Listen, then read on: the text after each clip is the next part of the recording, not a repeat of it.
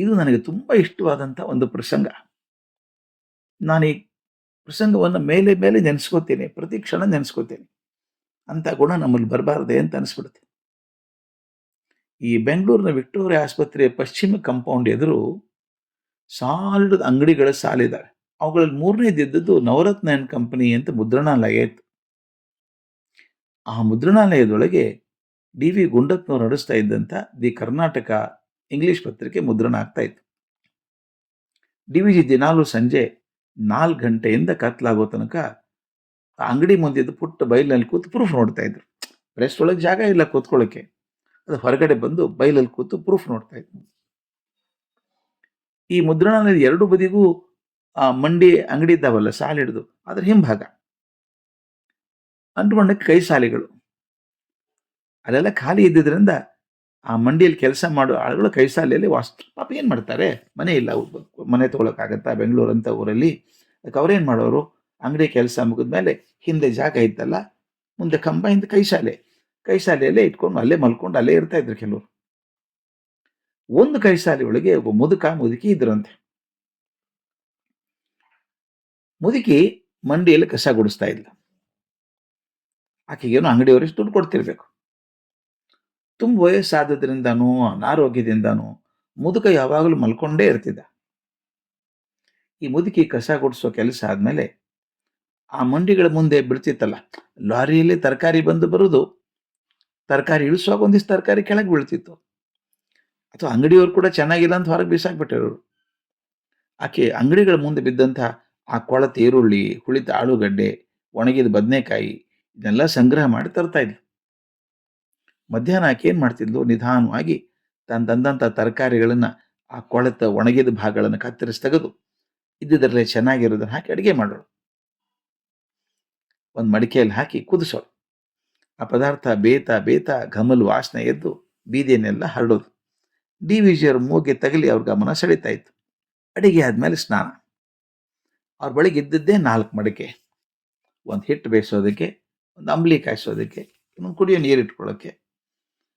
ಇದ್ದಿದ್ರಲ್ಲೇ ದೊಡ್ಡದಾದಂಥ ಮಡಿಕೆ ಸ್ನಾನಕ್ಕೆ ನೀರು ಕಾಯಿಸೋದಕ್ಕೆ.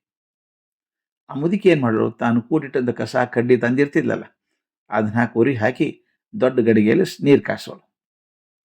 ಅದು ನೀರಿನ ಹದ ನೋಡಿ ಗಂಡನಿಗೆ ಸ್ನಾನಕ್ಕೆ ಹಾಕೋಳು. ಸಾವಕಾಶವಾಗಿ ನೀರನ್ನು ಹಾಕ್ತಾ ಅವನ ಮೈಗೆಲ್ಲೆಲ್ಲ ಹುಣ್ಣಾಗಿತ್ತು, ಏನು ಮೈಗೆ ನೋವಾಗಿರಬೇಕು, ಅದೆಲ್ಲ ಮೆತ್ತಗೆ ಸವರುತ್ತಾ ಪ್ರೀತಿಯಿಂದ ಮಾತಾಡ್ತಾ ನೋವು ಪರಿಹಾರ ಆಗೋ ಹಾಗೆ, ಆಯಾಸ ಪರಿಹಾರ ಆಗೋ ನೀರು ಹಾಕ್ತಿದ್ಲು. ಅವನು ಸಂತೋಷದಿಂದ ನಗ್ನಗ್ತಾ ಸ್ನಾನ ಮಾಡಿಸ್ಕೊಳ್ಳೋನು. ನಡುವೆ ಹಾಯ್ ಹಾಯ್ ಅಂತ ಉದ್ಗರಿಸಿ ಆನಂದ ಹೇಳ್ತಾ ಇದ್ದ, ಏನೋ ಪ್ರೀತಿ ಮಾತಾಡ್ತಾ ಇದ್ದ. ಆಕೆಯು ಸಂತೋಷದಿಂದ ಏನೋ ಪ್ರೀತಿ ಮಾತು ಹೇಳೋಳು. ಸ್ನಾನ ಆದಮೇಲೆ ಅವನ ಬಳಿ ಇತ್ತಲ್ಲ ಅದೇ ಕೊಳಬಟ್ಟೆಯಿಂದ ಮೈ ಒರೆಸೋಳು. ಬಿಸಿಲಲ್ಲಿ ಮೈ ಒಡ್ಡಿ ಒಣಗಿಸ್ಕೋತಾ ಇದ್ದ. ಇದೆಲ್ಲ ಬಯಲಲ್ಲೇ ನಡೀತಿರೋದ್ರಿಂದ ಡಿ ವಿ ಜಿಯವರಿಗೆ ಚೆನ್ನಾಗಿ ಕಾಣಿಸ್ತಾ ಇತ್ತು.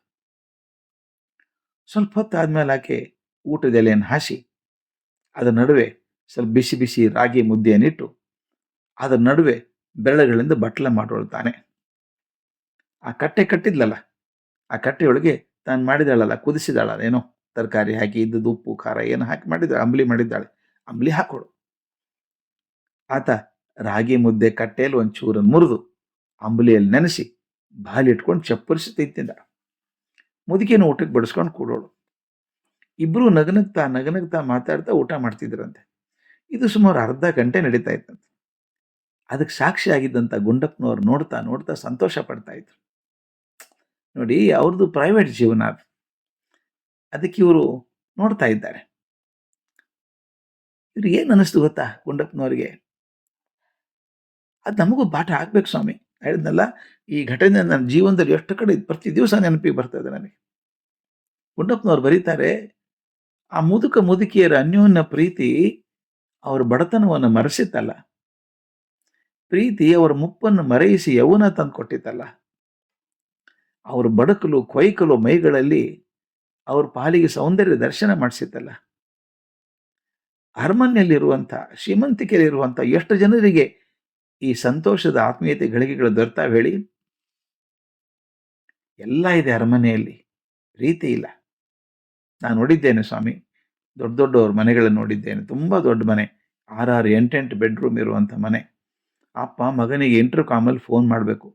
ಊಟ ಜೊತೆಗೆ ಮಾಡೋಣ ಏನಪ್ಪ ಅಂತ ಕೇಳಬೇಕು. ಇಲ್ಲ ನಂದಾಗಿದೆ ನೀವು ಮಾಡ್ಕೊಳ್ಳಿ ಅನ್ಬೇಕು. ಇದು ಅವನೊಂದು ಕಡೆಗೆ, ಇವನೊಂದು ಕಡೆಗೆ, ಅವರೊಂದು ಕಡೆಗೆ, ಇವರೊಂದು ಕಡೆಗೆ. ಇದು ಪ್ರೀತಿ ಇದೆಯಾ? ಈ ಮುದುಕ ಮುದುಕಿಯರ ಅನ್ಯೋನ್ಯ ಪ್ರೀತಿ ಅಲ್ಲಿ ಸಿಗುತ್ತಾ? ಅದನ್ನು ಗುಡ್ಡಪ್ಪನವ್ರು ಕೇಳ್ತಾರೆ. ಪ್ರೀತಿ ಸಾಲದೆ ಹೋದಲ್ಲಿ ಆಭರಣ, ಅಲಂಕಾರ, ಆಸ್ತಿ, ಹಣ ಬರೀ ಭಾರ ಆಗ್ತವೆ. ಪ್ರೀತಿಯೇ ಸೌಂದರ್ಯ. ಅವ್ರಿಗೆ ಬಡತನ ಇರಲಿಲ್ಲ ಅಂತಲ್ಲ, ತೊಂದರೆ ಇರಲಿಲ್ಲ ಅಂತಲ್ಲ, ತುಂಬಾ ತೊಂದರೆ ಇತ್ತು, ಕಷ್ಟ ಇತ್ತು, ಆರೋಗ್ಯ ಇರಲಿಲ್ಲ. ಆದರೆ ಇದರೆಲ್ಲರ ಮಧ್ಯೆ ಪ್ರೀತಿ ಇತ್ತು, ಅಂತಃಕರಣ ಇತ್ತು. ಸ್ವಾಮಿ, ಇದನ್ನು ಮರೆಯೋದು ಬೇಡ ಜೀವನದಲ್ಲಿ. ನಿಮ್ಮ ಬದುಕಿನಲ್ಲಿ ಇಷ್ಟು ಪರಿವಾರದವರು ಬಂದಿದ್ದಾರೆ, ಗಂಡ ಹೆಂಡತಿ, ಮಕ್ಕಳು, ಸೊಸೆಯಂದಿರು, ಮೊಮ್ಮಕ್ಕಳು ಎಲ್ಲ ಇದ್ದಾರೆ. ಅವರಲ್ಲಿ ತಪ್ಪನ್ನು ಹುಡ್ಕೋಕೆ ಹೋಗಬೇಡಿ. ಬರೀ ತಪ್ಪನ್ನ ಹುಡುಕಿ ಹುಡುಕಿ ಜೀವನ ನರಕ ಮಾಡ್ಕೋಬೇಡಿ. ಅವರಿರೋ 10 ಗುಣದಲ್ಲಿ 2 ಒಳ್ಳೆ ಗುಣನ ಆರಿಸ್ಕೊಳ್ಳಿ, ಅದನ್ನು ಮೆಚ್ಚಿ ಒಳ್ಳೆ ಮಾತಾಡಿ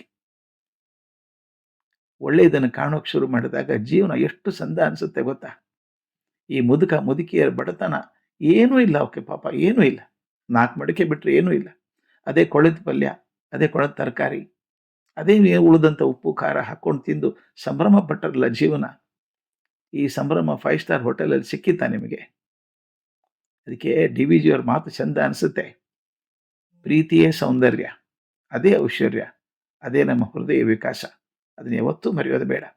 ಅಷ್ಟೊಂದು ತೊಂದರೆಗಳ ನಡುವೆ ಒಂದು ಚೂರು ಸಂತೋಷವನ್ನು ನಾವು ಸಂಭ್ರಮ ಪಟ್ಟು ತಿನ್ನೋದು ಬೇಡವಾ? ಬಳಸೋದು ಬೇಡವಾ? ಬಳಸಿ, ಜೀವನ ಚೆಂದ ಆಗುತ್ತೆ.